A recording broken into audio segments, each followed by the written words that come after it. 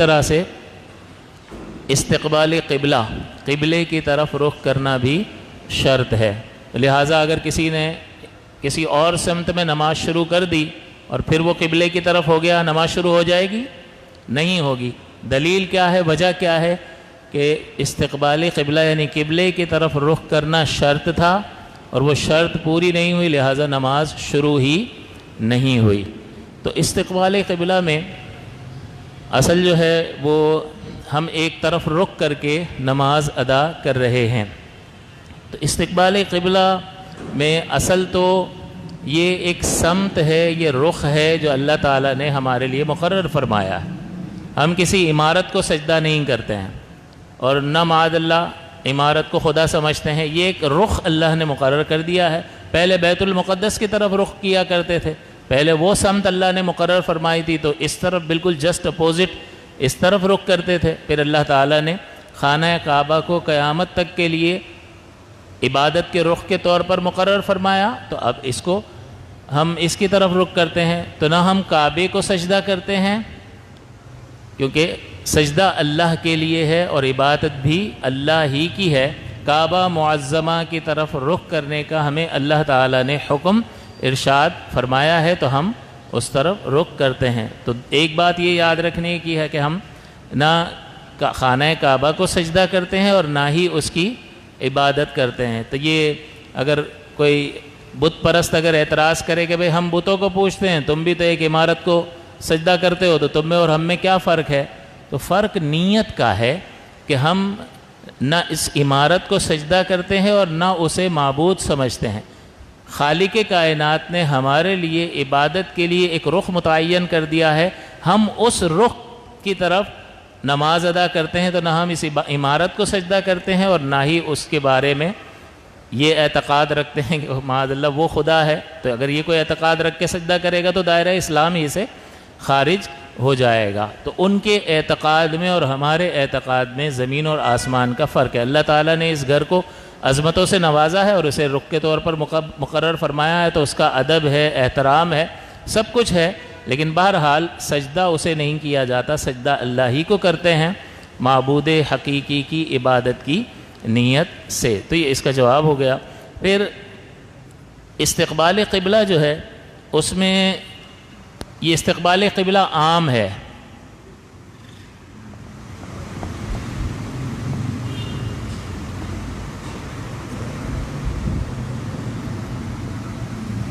عام سے کیا مراد ہے کہ خانہ کعبہ عمارت قبلہ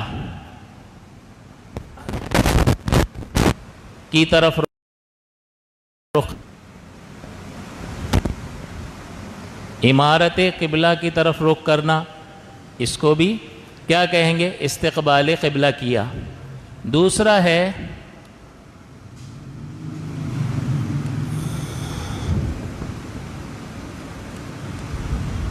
کعبہ معظمہ کی سمت رخ کرنا، اس کو بھی استقبال قبلہ ہی کہیں گے۔ اس کا سبب یہ ہے کہ جو کعبہ معظمہ کی عمارت کو دیکھ رہا ہے وہ تو اس عمارت ہی کی طرف اپنا رخ کرے گا، اس کے لیے استقبال قبلہ کب متحقق ہوگا کہ بالکل عین عمارت کے سامنے وہ رخ کر رہا ہو۔ تو اس میں آپ مسجد الحرام میں ہیں، مطاف میں ہیں، مسجد الحرام کی چھت پر ہیں، تو آپ بالکل عین قبلہ کو اس کی عمارت کا رخ کر سکتے ہیں، تو لازم کیا ہوگا کہ عمارت کا رخ کیا جائے۔ اسی طرح اطراف کے ہوٹلوں میں آپ رکے ہوئے ہیں اور اس کی کھڑکیوں سے آپ عین عمارت قبلہ کو دیکھ رہے ہیں، تو پھر عین عمارت قبلہ کا رخ کرنا لازم اور ضروری ہوگا۔ تو اس وقت عین عمارت قبلہ کو کیا کہیں گے؟ استقبال قبلہ۔ اور پھر مکے ہی میں آپ تھوڑا سا پیچھے چلے گئے، عمارت مسجد الحرام کی آپ سے چھپ گئی، اب کیا کریں گے؟ تو اب یہ سمت کعبہ جو ہے وہ ہمارے لیے قبلہ ہے، تو ہم جس طرف خانہ کعبہ ہے اس طرف چہرہ کر لیں گے، رخ کر لیں گے، تو یہ سمت ہی ہمارے لیے استقبال قبلہ قرار پائے گی، کیونکہ اب ہم اس عمارت کو تو نہیں دیکھ سکتے ہیں، تو پھر ہم رخ کس طرف کریں؟ جس طرف خانہ کعبہ ہے۔ تو اس سمت میں یعنی ہمارے لیے پھر سمت جو ہے وہ قبلہ قرار پائے گی. اور اس میں آپ جب اس کی طرف رخ کریں گے تو ظاہر ہے کہ ساتوں زمینوں کے نیچے تک قبلہ ہے. اگر کسی نے زمین میں کھدائی کر لی اور وہ نیچے نماز پڑھ رہا ہے تو بندہ یہ کہے کہ وہ تو سطح زمین پر ہے, تم نیچے جا کے پڑھ رہے ہو نماز, تمہاری نماز نہیں ہوگی. آپ کیا کہو گے؟ اب ہم عمارت کے پابند نہیں ہیں بلکہ اس رخ کے پابند ہیں, اور جس طرف خانہ کعبہ ہے ہم نے اس طرح اس سمت میں رخ کر لیا, لہٰذا استقبال قبلہ کی شرط پوری ہو گئی. اسی طرح آپ بلند عمارت میں ہیں تو خانہ کعبہ کی عمارت تو اس کی جو ایک اونچائی ہے سو ہے, لیکن آپ 20 منزلہ ہوٹل میں رکے ہوئے ہیں تو اب کیا کریں گے جی؟ تو آپ کیا کہیں گے کہ اوپر یہ قبلے کے اوپر عرش تک یہ فضا جو ہے قبلہ ہی قبلہ ہے. لہٰذا آپ جہاز میں نماز پڑھ رہے ہیں تو کوئی یہ کہہ سکتا ہے کہ یہ تو زمین پہ ہے قبلہ, تم کس طرف اب رخ کرو گے؟ تو آپ کیا کہو گے کہ عرش تک جو ہے یہ فضا جو ہے, یہ سمت جو ہے وہ قبلہ ہے. اب جیسے یہاں پر ہم نماز پڑھ رہے ہیں کراچی میں, تو ایک یہ نیچے بھی اسی سمت قبلہ ہے, اوپر جتنا اوپر چلے جائیں اسی سمت قبلہ ہے, اور پھر یہ پھیلاؤ میں خانہ کعبہ کی جو دیواریں ہیں وہ بہرحال کافی چوڑی ہیں, لیکن مساجد کی صفیں کہ خانہ کعبہ کی ایک دیوار وہاں سے لے کر وہاں تک ہے, اور میمن مسجد کی ایک صف, اتنا بڑا کعبہ تو نہیں ہے نا. تو لازمی طور پر آپ یہاں آپ کو عمارت کے لیے نہیں کہا جا رہا, آپ کو کس چیز کی طرف رخ کرنے کے لیے کہا جا رہا ہے؟ سمت قبلہ. تو یہ سوال اگر پیدا ہو کہ یار وہ کعبہ تو اتنا چھوٹا ہے, ہماری صف تو اتنی بڑی ہے, تو یہ ادھر والے اور ادھر والے تو کعبے سے باہر نکلے ہوئے ہیں. تو یہ کعبے سے باہر نکلے ہوئے نہیں ہیں, ہمیں کیا حکم دیا گیا ہے؟ سمت قبلہ رخ کرنا ہے. تو بالکل ہم قبلے کی طرف رخ کیے ہوئے ہی ہیں اور ہماری نماز بالکل درست ہے.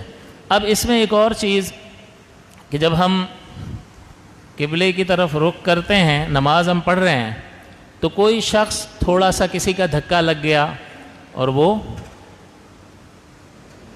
رش ہوتا ہے بعض اوقات تو دھکا لگ جاتا ہے, ایسی جگہ پہ کھڑے ہو گئے کہ بالکل گزرنے کی جگہ ہے, اب وہ وہاں سے لوگ گزر رہے ہیں, یہ نماز میں کھڑا ہو گیا یہیں پر, تو اس کو بار بار دھکا لگ رہا ہے. ایسی جگہ کھڑا نہیں ہونا چاہیے تھا کہ یہ تو پھر نماز میں خشوع و خضوع برقرار نہیں رہ سکتا, لہٰذا اس کو کھڑا نہیں ہونا چاہیے تھا. لیکن بہرحال اس نے نماز شروع کر دی ہے, تو اب اس کو جو دھکا لگنے سے تھوڑی سی موومنٹ سے اس کا ڈائریکشن چینج ہو رہا ہے, وہ نماز میں ہے بھی یا نہیں ہے. تو اب اس میں مسئلہ یہ ہوتا ہے کہ جیسے یہ ایک آپ نے ایک خط کھینچا اور اس خط کے سیدھ میں ایک آپ نے ایک لکیر بنا لی سیدھی, یہ بھی 90 ڈگری اور یوں بھی 90 ڈگری کا اینگل بن گیا.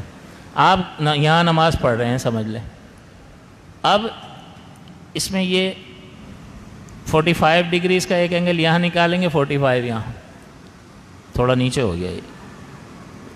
اب یہ ٹیڑھی میڑھی لکیروں کو آپ برداشت کر لیں, یہ 45 ڈگری اس طرف ہے اور یہ 45 ڈگری اس طرف ہے.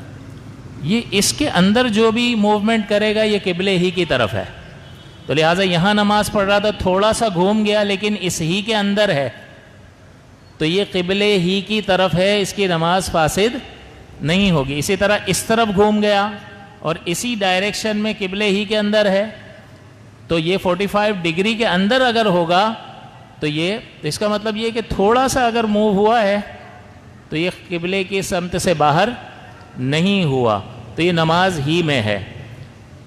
لہٰذا یہ اپنے آپ کو قبلے ہی کی طرف سمجھے. پھر ایک چیز یہ ہوتی ہے کہ وہ خود گھوم گیا, تو اگر اس ہی ایریا میں گھوما ہے تو قبلے ہی کی طرف ہے, لیکن باہر نکل گیا تو اگر جان بوجھ کے خود گھوما ہے اور اس ایریا سے باہر نکل گیا تو نماز فاسد ہو گئی.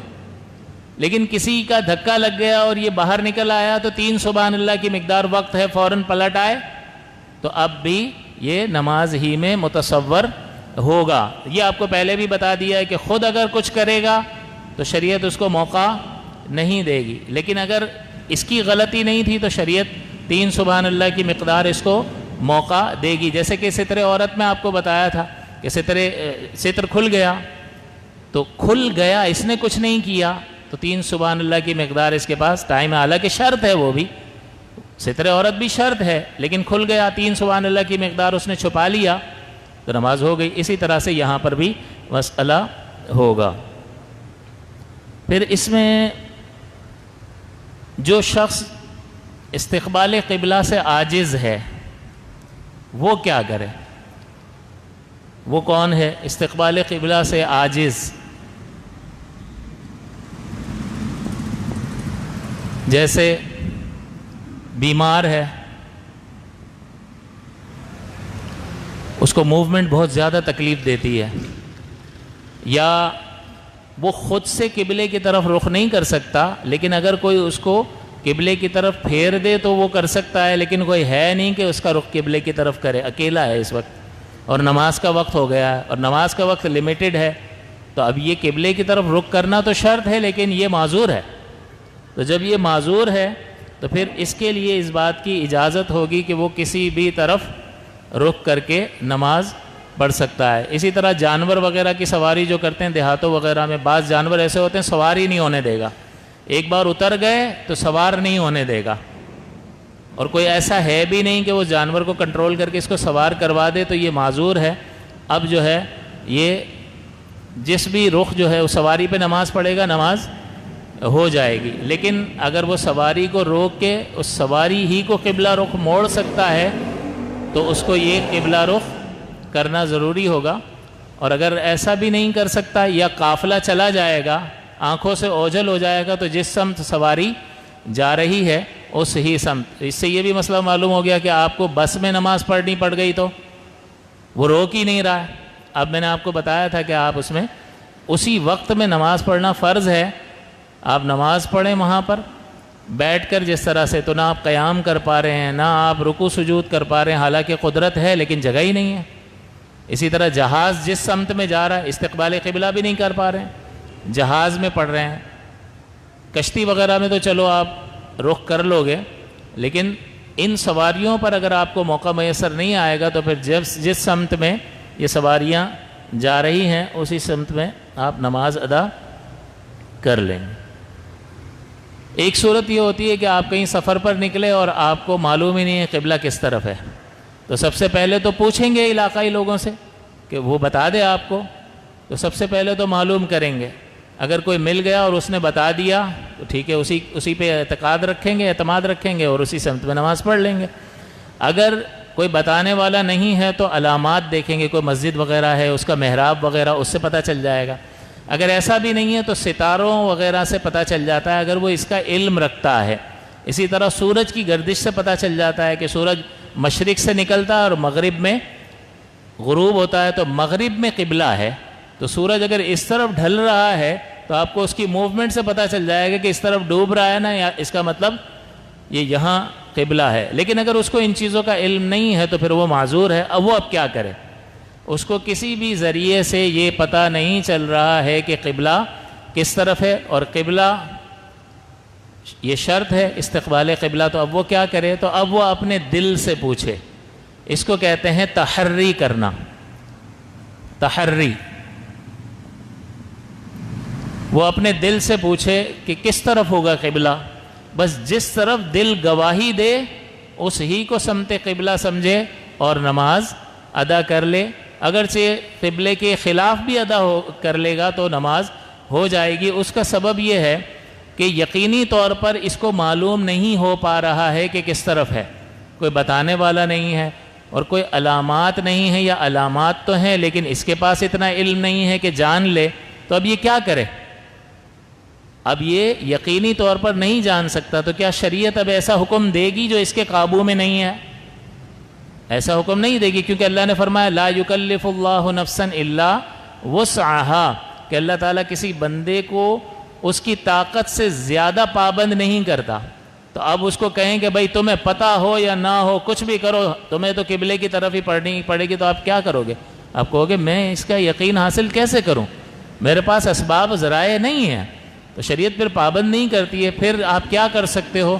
جو چیز آپ کی قدرت اور طاقت میں ہے شریعت آپ کو اس کا پابند کرتی ہے اور کہتی ہے اپنے دل سے پوچھو۔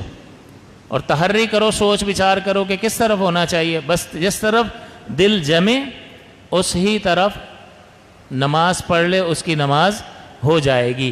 لہٰذا اگر کسی شخص نے، کوئی وہاں پر موجود تھا اور نہیں پوچھا تو مسئلہ ہے، کوئی شخص نہیں تھا اور شریعت نے کہا اب تم تحری کرو، اور اس نے تحری نہیں کی اور نماز پڑھ لی، تو اب اس میں اس کی نماز ہوگی یا نہیں ہوگی، یہ سوال پیدا ہوتا ہے، کیونکہ لوگ مسائل جانتے نہیں ہیں، پر ایسے ہی چلو کہیں بھی پڑھ لو یار، اللہ کو معلوم ہے اللہ قبول کرنے والا ہے۔ اللہ تو قبول کرنے والا ہے، لیکن جو شریعت تعلیم دے رہی ہے وہ آپ سیکھیں، اور اس کے مطابق شریعت اس وقت جو آپ سے مطالبہ کر رہی ہے وہ تو شریعت کا مطالبہ پورا کریں نا۔ ایک مطالبہ یہ ہے کہ بھئی قبلے کی طرف رخ کرنا ہے، وہ پورا نہیں کر سکتے تو شریعت سے پوچھیں گے نا کہ اب میں کیا کروں؟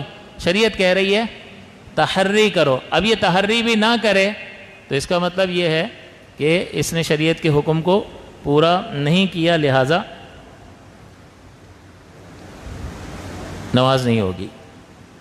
اب مسئلہ اس میں یہ ہے کہ کسی نے بغیر تحری کے نماز ادا کر لی،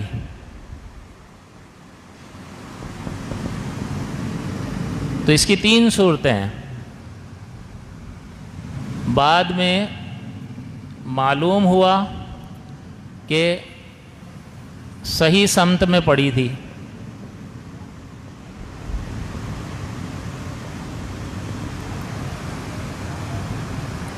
اس کا الٹ لے لو، معلوم ہوا کہ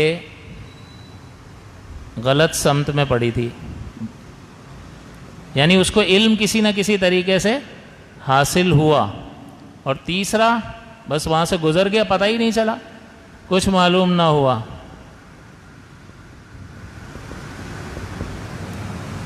تو اس صورت میں نماز نہ ہوئی، اس صورت میں بھی نماز نہیں ہوگی، اس صورت میں ہو جائے گی۔